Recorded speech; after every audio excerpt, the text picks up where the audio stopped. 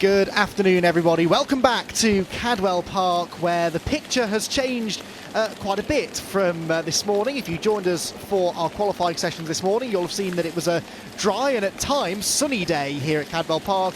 The weather, though, has well and truly turned over the course of the lunch break. The weather has closed in, lots of rain coming down and persistent rain as well. It's still very much with us. The track is looking distinctly waterlogged.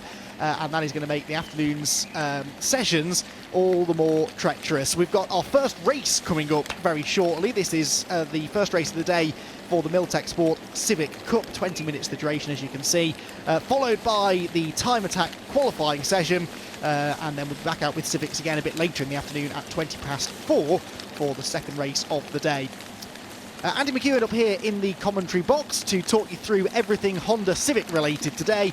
Delighted to be joined once again by Alexi Underwood, who was with me for qualifying earlier on. Alexi, I think you managed to avoid the worst of the rain out there. I got a bit drenched over lunch break. This is typical British bank holiday weather, isn't it? I think it's typical Cadwell Park weather as well. Bank holiday or not, whatever season you're going to find yourself here, this is always the risk. And not only is it, even as you look into the pit lane now, not only is it all wet, it's also all oily.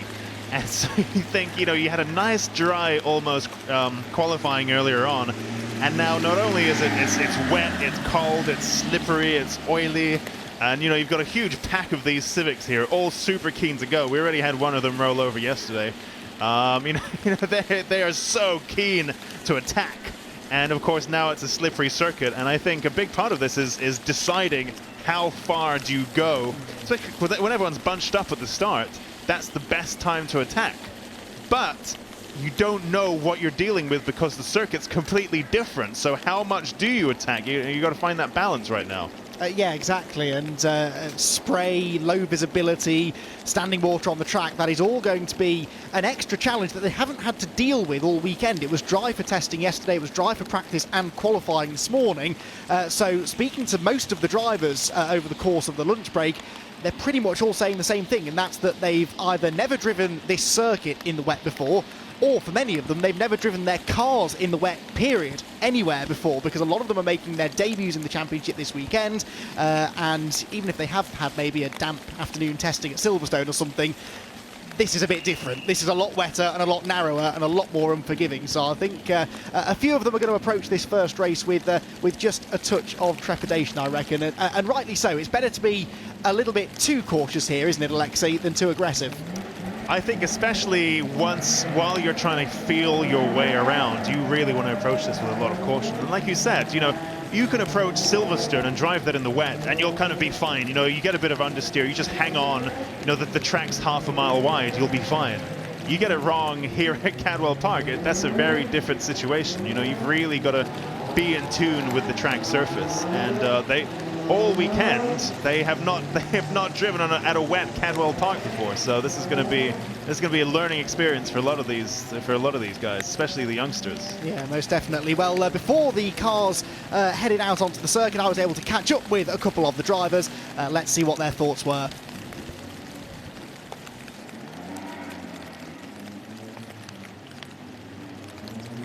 After that, it was really, really tight, and then you just managed to pull out another lap towards the end.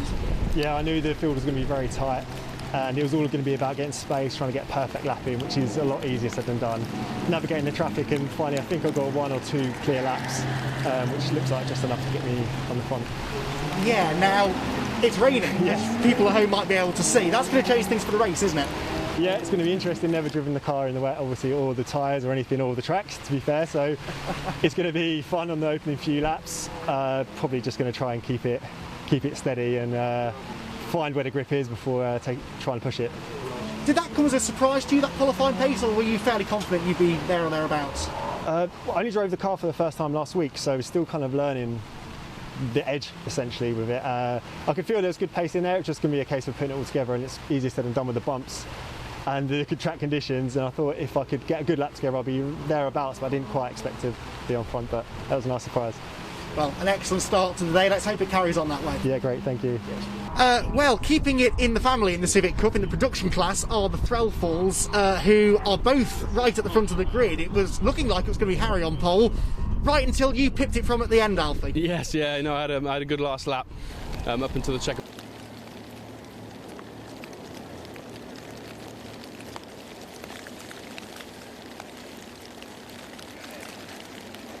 flag and just about secured pole. Yeah, I mean, it was really tight though between you two and Mervyn as well, so it sets us up for a good race, doesn't it? Yeah, it does. No, it's going to be exciting, and it's our first time ever out well, we've done a few test days, but first time racing, so yeah, excited. Harry, talk to us a bit more about that then, because making your debut in circuit racing must be daunting. Doing it at Cadwell Park, I mean, that's insane.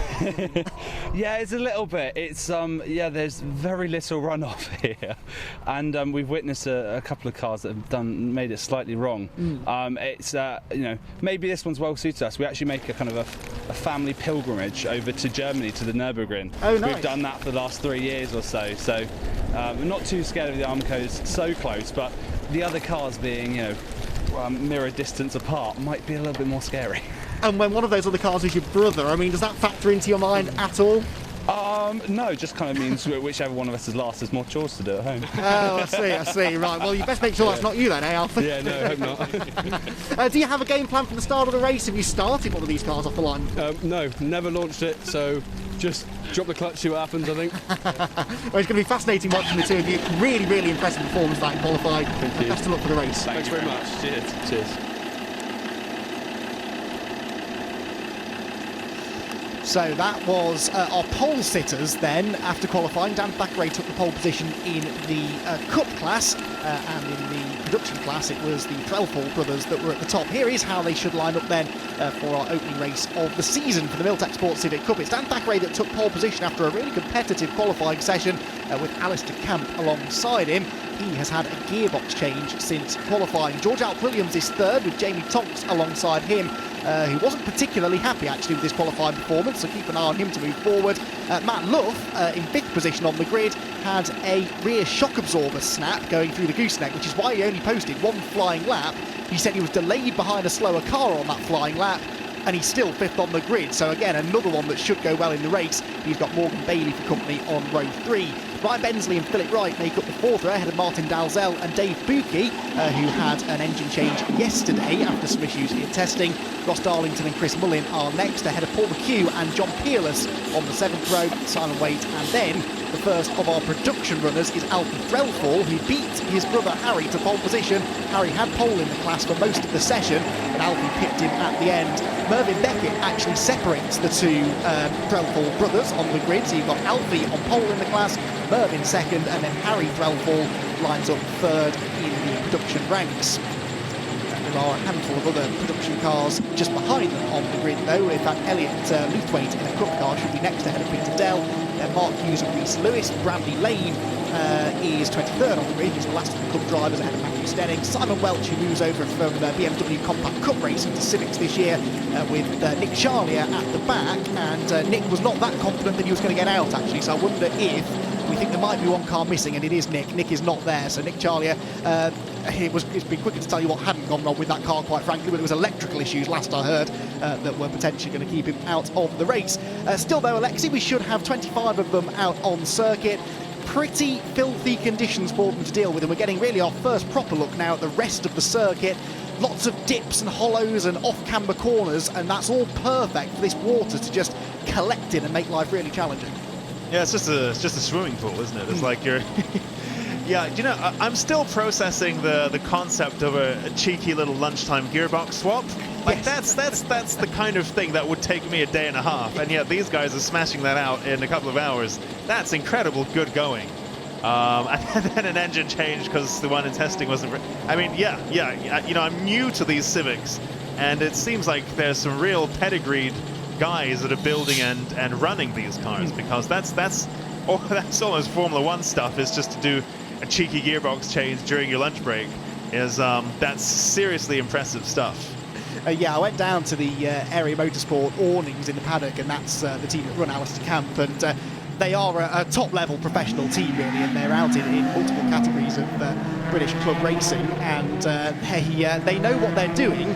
I'm not going to pretend that it wasn't a slightly stressful situation down there. They were all running around quite manically, of course, limited on the amount of team members they can have with them as well, because of the current COVID guidelines. They would normally have more people there, so other drivers were chipping in and helping, and there's a real sort of sense of camaraderie, not just within the teams, but between the drivers of opposing teams as well. And that's one of the nice things about this championship. It is a serious championship, it's a competitive championship, but everyone does get on with each other, generally speaking, really well, at least before the first race of the season starts anyway. And I think that's probably why it's such a compatible formula with... oh, here we go. Someone's coming to the pits. What's going on there? That is one of our front runners, isn't it? They were from about 5th or so on the grid. Number 26, that is, isn't it? Which is Morgan Bailey, 6th on the grid. We're not seeing it on the screens, but out of our window, we can see that Morgan has brought the car into the pit lane. The team were not ready for him. Obviously, they weren't expecting him at the end of what is the first of 2 warm-up laps, by the way. They're going to give him 2 green flag laps because there's been a change of conditions. You're telling me. It was bone dry for qualifying. It's absolutely sodden out there now, so they're getting a second warm-up lap, which is just as well for Morgan because it means the team have a little time to try and diagnose the problem. I can see they've got the bonnet up and are grabbing... gearbox. They've taken something out of the van, and they're about to... Surely they're not going to try and make something quite such a significant change as that here in the minute or 2 they've got before the race starts. Anyway, Morgan is not likely to start this race, I would say, and that's a real shame. 6th on the grid for Morgan Bailey, right at the pointy end, and he's unfortunately not going to be able to take the start. There you're seeing him now on the screen, and you can see the team feverishly working away. And again, just to sort of make my point there are only, 4 team members and someone holding an umbrella that are allowed anywhere near the car in the pit lane. So if that is a major job, I fear we won't be seeing him out on track, Alexi. No, they're giving it a fair crack, though, aren't they? They haven't just flapped their arms and given up, although maybe it's beginning to get that way. They're having a poke around. They're trying to get some sockets out of the box. They are hoping it will look and aiming to get this back out. Oh, no, something. Oh, no, the gearbox has gone back in the van. Yeah, that is a gearbox, isn't it? I wasn't seeing things. It's the right kind of size to be a gearbox. They can't possibly have been... I know we were joking then about Area Motorsport changing that gearbox over lunch. They can't possibly have been expecting to change one in essentially 3 minutes. So no, I mean it looks like the weight of it and the size of it looks kind of gearboxy, a bit on the small side, but maybe Civics have a small gearbox. It's quite a compact engine bay actually. I was looking inside of one of them. It's got everything it needs to have in there and nothing more, and it's quite a clever design really, relatively lightweight as well, which is what allows the cars to handle as well as they do. Right, we are now getting cars lining up on the grid then. We're -1 or 2 unfortunately, but Dan Thackeray is there on pole position. We're seeing on screen a couple of the midfield runners just making their way up around the Hall bends. There you can see that pole position is actually on the far side of the road. It looks like it's on the wrong side from that camera angle, but the first corner is a left-hander. So they've given Dan Thackeray, the pole position sitter, the inside line for turn 1, but there's an awful lot of standing water between the start-finish line and that first corner. So not only will they have low grip, and there's a definite risk of aquaplaning, but visibility, I think if you're anywhere from row 3 backwards here, Alexi, you're not going to see an awful lot of this racetrack once the car goes up to speed.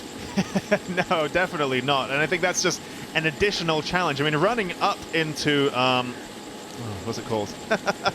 running up into Coppice, exactly, turn 1. Usually you can approach that with such speed, but I think that the launch factor here is going to be... Oh, here we go. He's got moving again. Yeah, Morgan Bailey, you can see there just at the bottom of the screen, has got moving. So, well, either they fixed the problem or they've decided it can't be fixed and they'll just have to make do. But he's going to start from the pit lane at the very least, it would appear. He got there just in the nick of time because we're about to start the start procedure. The green flag's being waved at the back of the grid, and round number 1 of the Milltek Sports Civic Cup is about to get underway. It is Dan Thackeray in the green and white car on pole position. The lights go out after a reasonable hold. Now away they go, and as they launch towards turn number 1, it's Alistair Camp that gets the better of the starts there from the outside line. He's going to challenge for the lead down into Coppice Corner for the first time as the rest of the field accelerate away. Only now can Morgan Bailey get out of the pit lane, but he is going to start the race, albeit some way behind. But look at that, it's just a wall of spray as they head towards Coppice for the first time. It's Camp that looks like he's got the lead. Thackeray is in second place. That's Jamie Tonks in third in the Fastar livery number 4 machine, which means he's found a way past George Alt Williams, the man who has only just passed his road driving test, but he's been racing now for a year or so, and is very, very impressive, it must be said. Leaders head up the hill, and there's a challenge for second there. Thompson is looking up the inside of Dan Thackeray, so the pole sitter already has lost the lead, and now he is at risk of losing second place. They go over the hill towards the right-hander at Park Corner, and then they keep turning right all the way through Chris Curve and into the gooseneck, which is a devilishly difficult part of the circuit in the dry. In the wet, it's going to be very, very treacherous indeed. They disappear from view then for the first time, but a good start that from Alistair Camp. I mean, you may as well not have a live feed, given there's so much spray. I mean, even we can barely see anything, so I don't envy those drivers who are currently not in first place, because you really can't see very much still. Here into Mansfields they come then, a corner where we have seen so many people fall off during the day. You can see it's full of skid marks as people have been sliding off there, but these guys make it all through unscathed, it would appear. Yeah, some of them going quicker than others, though. Dan Thackeray is really struggling here, isn't he? Jamie Thompson has got past him, and he was about to lose third place, I think. Look, they're side by side going into the mounted section, and he might be on the grass, actually. One driver was well out wide, and I think that was potentially the car that started on pole position, Dan Thackeray. Yes, Thackeray has really lost out in all of that. He rejoins a lot further down the order than he was. We'll catch them again as they come across the start-finish line, and we'll be able to see exactly what order they've got themselves into, but it should be Camp that leads the way. I reckon Jamie Tonks has got himself into second position, and unfortunately for Dan Thackeray, that all-important trap position, Alexi, that we said it was really important to try and qualify at the front of the grid, well, yes it is, but if you end up off the track on lap one, it was all for nothing. Yeah, absolutely. And also, you know, we were saying it's difficult to overtake here at Cadwell Park, and as true as that may be, we've clearly seen that it is not impossible to overtake at Cadwell Park, and these drivers really making the most of that start when everyone's nice and bunched up together. No one really knows what's happening in terms of the grip levels. You know, they had 2 warm-up laps, but they are in a perfect position to try to make some ambushes, especially in the early phases of the race. Yeah, absolutely. The wet conditions, of course, leading to a few mistakes for 1 or 2 drivers, and that in and of itself sort of opens the door for a few overtakes. We've got another car I can see out of the window coming into the pit lane. That might be Paul McHugh. Yes, it is. The number 9 is into the pit lane, unfortunately. One of our Cup contenders. In the production part of the race, by the way, it was the pole position for Alfie Threlfall, but Mervyn Beckett has got the lead on the opening lap. Threlfall of the Alfie variety is second. Harry Threlfall, who was third on the grid, only 6th at the end of lap number 1. So we couldn't really see it because you couldn't really see a lot beyond first or second place, but there was quite a bit of shuffling there within the production class. And I think, Alexi, the problem here for Paul McHugh is not necessarily mechanical, is it? No, it looks like they've got a rag out and they're just, his windows are misting up. So much so that he was just unable to see, especially with so much spray entering the car. You know, the environment's so hot and so humid in there that it's just become completely opaque. So he's had to go into the pits literally just to have that wiped up, which is a really unfortunate and frustrating reason to have to lose so much time through a pit stop, is just because of that. Great battle there, just going through for second place. Alistair Camp still leads, but for second place, it's all getting very tasty. And remarkably, Philip Wright, I think, was in third position there, challenging for second. He started 8th on the grid, and you can't overtake at Cadwell Park, apparently, but he's overtaken at least 5 of them in the first lap and a half, and he's now challenging for second and off the road, coming out of the final corner. I think that's right in the barriers. I can see out of the windows, he's going to skate off the barriers. There he goes, and that, I think, was Philip Wright in the 63. Yes, it was. So he got himself into second, actually, ahead of Jamie Thompson, somewhere out through the back of the circuit, and then got it all wrong through Barn Corner. He scraped those Recticel barriers, but those things, Alexi, are genius because they really absorb the energy of the impact really well, and there's hardly a scratch on the car. But also, let's not take away from the driver factor there, because that was a great save to put it onto the wet grass, put it into the barrier, and then rejoin the track safely with losing really minimal time. You know, if you put it into perspective, that is an incredibly good job there as well. Bradley Lane has just been in and out of the pit lane without stopping. That must have been a penalty of some sort, most likely for a jump start or being out of position at the start. So he has served that penalty and is back on his way. It's been a lively start to the race, but there is Philip Wright looking 4th position, having muscled his way through. So yeah, he was second at the time that he went off, and he only actually lost 2 positions as a result. He's got Matt Love behind him now. Matt Love, who had that rear shock absorber snap in qualifying at that part of the circuit that the leaders have just gone through, the gooseneck. drops down the hill. Jamie Tonks there under pressure from George Alp Williams for second place, and Alistair Camp is not really getting away here. I think if Alp Williams can get second place away from Tonks here, he might be able to go after the race leader, and that is what he's doing. He's on the inside into the mountain, side by side for second place then as they turn into the left, and George Alp Williams has gone through. Yes, Jamie Tonks tried to hang on around the outside to get the inside for the right-hander, but he couldn't do it, and so George Alp Williams, one of the youngest drivers, if not the youngest driver on the grid, is into second place. It's that youthful gusto, isn't it? Where perhaps you just, you have no fear, especially I think when you're in the earlier phases of your career. You're so keen to make an impression. You're so full of beans, and I mean, what an absolutely barnstorming return there to second place then from George Alp Williams, coming through into Mansfield and up and into the mountain, which is not perhaps the traditional orthodox place to overtake either. That required some real gusto. Yeah, but you can see he's just so much quicker than Jamie Tonks. He's already gapping Jamie. I realise the spray will be playing its part in that, but no doubt about it, George Alp Williams is the fastest man on the track, and the timing screen is reflecting that because he's just set the fastest lap, 2 minute 1.644, a full second quicker than Alistair Camp, and he had an overtake on that lap as well, which in theory should have delayed him. So Alistair Camp, I think you've got some company on its way in the shape of George Alp Williams, who is most definitely targeting the championship this year now in his second season of racing. He proved last year that he was quick, and now he's aiming to try and build a consistent championship challenge, and you can see there the gap really coming down. In the first sector alone, he is 6.5 tenths quicker than Alistair Camp, and Alistair Camp has been racing hot hatches of various types of car, Fords and Honda Civics as well, for many years now. There's not much that Alistair Camp doesn't know about driving powerful front-wheel drive hatchbacks, as I think we saw a spin there going up the hill. Yeah, there's a car off, look, at the top of the hill going into park. A lot of mud and dirt on the road. I'm not entirely sure who that was. Possibly was the 26, was it, Morgan Bailey, because he's not come through at the end of sector 2 on that lap. So I think Morgan Bailey, having started from the pit lane, he gained quite a bit of ground, and unfortunately may well have been off the road. But yeah, Alistair Camp, as experienced as he is here, he's going to have to rely on all of those years of racecraft here to keep this race lead. Looks like that gap's remaining reasonably constant, though I'm not sure how frequently this is refreshing for us, but it's remained at 1.6 seconds for quite a while now. And also, look, Camp is fighting back then with a fastest overall purple sector 2.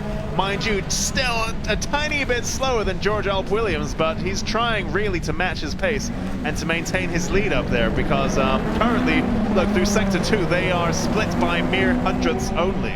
Yeah, at the end of the lap then, the timing screen will update, and what was a 1.6 second lead is now just a half a second advantage for Camp. Alp Williams sets another fastest lap, and he's the first driver to get underneath the 2 minute mark, a 1:58.968 for Camp. Nobody else is getting anywhere close to George Alp Williams, Alp Williams with the fastest lap, I should say. No one is getting close to his pace, and he was right on the tail of Alistair Camp as they came through to complete that lap. It's Jamie Tonks still third, Phil Wright fourth, although a slightly less exuberant Phil Wright than we've been seeing in the past, maybe after that off that he had at Barn Corner. Matt Luff has dropped back in 5th position, and John Peerless, we're seeing, is dropping down that timing tower, isn't he, along with Ross Darlington. So I wonder if those two were also involved in the shenanigans at this part of the circuit a lap ago. Leaders go through, still very much in the same order, but battle well and truly joined now at the front. I mean, I know we have two classes here in theory in the Civic Cup, but I mean, you look at George Alp Williams and his pace, and he looks like he's in a class of 1, because he is driving the wheels off that thing. And look, he is more than a second a lap quicker than his immediate competition, and you can just see him right on the tail then of the leader, really trying to sniff his way through. And that's going to be one to watch, because I think there's a pass on the cards here. Yes, although it's interesting that now that he's caught Alistair Camp, he can't go any quicker than him. In fact, he's fractionally slower because he's stuck in that spray. He can't see where he's going. He's got Camp presumably defending the inside line, going into all of the major overtaking opportunities. And so Alp Williams a lap ago was well over a second quicker than Camp. This time they're going to be pretty much identical. If anything, Camp with the clear air is going to be a little bit quicker. Alexi mentions the different classes as well. You can see on the timing pylon on the left-hand side of your screen, the names with a blue stripe to the left, they are the production class cars. In theory, quite a bit slower than the Cup cars, but this rain is a great leveler. The less powerful production cars are able to still run as quickly, pretty much, as the Cup cars. Mervyn Beckett leading that class. He's actually all the way up in 9th place overall, with Alfie Threlfall second, and third, oh, I'll interrupt myself because off, I'm afraid, that is Ross Darlington up at the top of the circuit at Park. He's gone into the barriers, quite a bit of damage to the circuit furniture as well there, and that means that we have another retirement to add to our list, because we did also lose John Peerless a lap ago. And that is on the outside of the circuit as well, so it's interesting to see. I mean, is that just gonna stay there? Because the outside is where people slip off and out. But you can see he's out of the car. He looks like he's pretty good. But that car is kind of in a unfortunate position, because the outside of the track is exactly where people like falling off for obvious reasons, because physics and that. So let's see how that develops then. Yeah. And it looks like Camp then managing so far to defend his position. In fact, he has very slightly built a lead, but of course this is academic at this point. You know Alf Williams is right there in his tail, and that variation in the gap is just going to be down to, you know, that's just noise, basically. That's noise in the data. He is there, and he's keen to get close, and like you said, it's the spray, and also just having the ideal line being compromised by Camp up in front that's going to be making him lose a tiny bit of pace there, but he's ready to make that pass. He absolutely is. So too is Dave Buki, who's right on the tail here of the number 7 of Ryan Bensley. This is for 6th position. I think they've got a lapped car just ahead of them, which has either been off or has been in the pit lane or something, but there's been some sort of a delay there. One of the cars a lap down, getting in front of them. And as we flip back to the start-finish line, the leaders are about to come through. Yep, sector tyres pretty much matching each other at the moment between the top two, Alistair Camp and George Alp Williams. They're about to come out of the final turn. Alistair Camp is now, hang on, we're not seeing it, but we have lost George Alp Williams. Camp has come through, Jamie Tonks has come through, but George Alp Williams in the final sector has disappeared, and that is major drama. Somewhere through the Hall Bends, I think, we have lost our 2nd place driver just as that challenge was developing for the lead, and George Alp Williams has gone. Well, he was quicker than anyone else on the track, but perhaps that's because he was taking more risks than other people were. And the Hall Bends especially, it's a really tricky part of the circuit. It's been catching people out earlier on today, even in the dry conditions. In the wet, there's extra standing water, the curbs are very slippery, and that possibly has spelt disaster for George Alp Williams. And I can see out of the window that the safety car is being scrambled, so we have to assume that car is off in a dangerous area. And that, Alexei, is a massive shame. It is, and you know, I had so many clever things lined up to say during that fight for first place, and the fact that that's not going to happen now. I mean, even, but you know, that's a great credit then to Camp up in first place, because you know that experience really shows. He kept a cool head, no mistakes. You know, yes, he had a faster car behind him. Here's the replay. So this is going into turn. Oh, never mind. No, we thought we were going to maybe see what was going on there, but it's a job to see anything, quite frankly. This one smudge is about to overtake the other smudge. And the thing is, this is kind of what the drivers are dealing with as well. They can't really see. If someone's moving around in their mirrors, they might get a flash of colour, but they don't really know exactly how close that other car is, and if something goes wrong in front of you, that can sometimes be hard to spot. I've paused then, because out of the window I can see a driver rather unhappily trudging back to the pit lane, and that driver looks, if I looked out of the window, that would tell me what's gone on. George Alp Williams is off at the bottom of the mountain. That's where he disappeared. There's a car in the barriers just out of the left-hand part of the mountain, and I think that's George Alp Williams, who has walked back to the pit lane, so he's absolutely fine, but there is a car well and truly in the tyre wall, and that is going to require, I'm afraid, a red flag, because not only is there that car in the way, but Ross Darlington's car is off up at the top of the circuit in a dangerous area. Both of those incidents have dislodged the tyre barriers, time attack from what I understand. How have you found the experience so far? A bit more clean-up work to do that the marshals will be able to do within 5 3/4 minutes, which is all that was remaining in the race. So that, I'm afraid, is probably going to be a result. We didn't quite get to 3/4 race distance, so we'll very well. I'll let you concentrate then. Our session's about to start fairly soon. Thanks very much, guys. Camp onto the front of the grid, and now I think they're waving them back to the paddock. So I'm pretty sure that is going to be counted as a race result. But we'll give you more updates on that as and when we get them. But sadly, us commentators are often the last to know what's going on in these situations.